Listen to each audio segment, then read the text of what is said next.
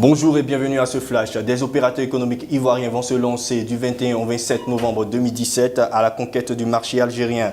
Cette deuxième mission économique du Forum des chefs d'entreprise sera l'occasion pour les participants de rencontrer des investisseurs, des producteurs, des institutions et le secteur privé algérien pour restaurer et discuter des dernières tendances et opportunités de ce marché émergent. L'information a été donnée par Jean-Marie Connet, président de la Fédération des chefs d'entreprise de Côte d'Ivoire, lors d'un entretien de presse le vendredi 7 octobre 2017 à Abidjan. Toujours en économie, la dette ivoirienne contractée auprès de l'Espagne fera l'objet d'une annulation sèche pour un montant de 33 milliards de francs CFA, soit 50% du total. En effet, un accord bilatéral portant sur un programme de conversion de la dette ivoirienne en projet de développement a été signé entre la Côte d'Ivoire et l'Espagne le vendredi 6 octobre 2017 à Abidjan. Les 34,3 milliards de francs CFA restants, qui représentent 50% du montant total de cette dette, feront en plus des intérêts l'objet d'une conversion en projet de développement, lesquels seront uniquement exécutés par des entreprises ou organisations non gouvernementales de développement espagnoles ou ivoiriennes. En société, retenons que la voie Mérida-Diamé Cinéma Crin-Diabo est fermée à la circulation ce lundi 9 octobre 2017. L'équipe du ministère de la Salubrité, de l'Environnement et du Développement durable, dans le cadre de l'opération Grand Ménage, procède à l'assainissement de cette chaussée illégalement occupée par de nombreux commerçants et autres vendeurs ambulants. L'opération Grand Ménage en Côte d'Ivoire a été lancée depuis le samedi 3 décembre 2016. En sport, la rencontre Côte d'Ivoire-Mali s'est achevée par un nul ce vendredi 6 octobre 2017 au stade du 26 mars de Bamako. Incapables de réussir la moindre action construite, les éléphants ont offert un jeu pâteux et difforme qui a mis en exergue la jeune formation malienne complètement décomplexée. Avec ce nul, les éléphants laissent filer la première place au Maroc qui a étrillé à domicile les Panthères du Gabon sur le score de 3-0.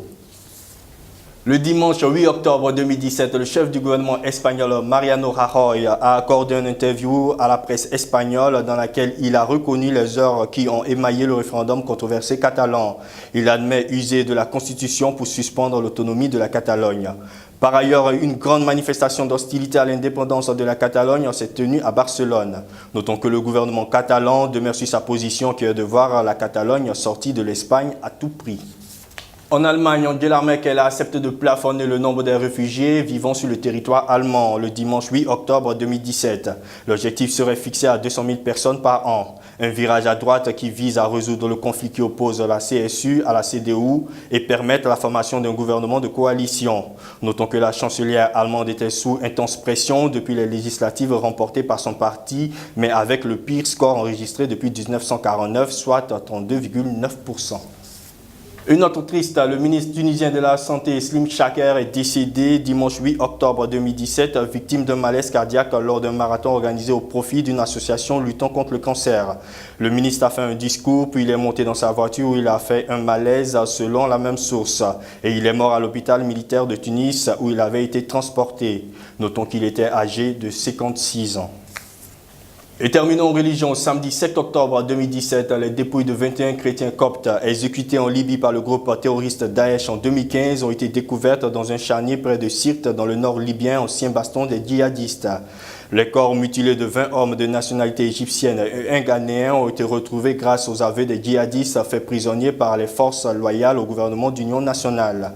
Confiés à un médecin légiste, les dépouilles des victimes pourraient connaître un rapatriement vers leurs familles dans les prochains jours. C'est tout pour ce flash d'information. Merci de nous avoir suivis et bonne suite de programme sur La Voix Sainte TV.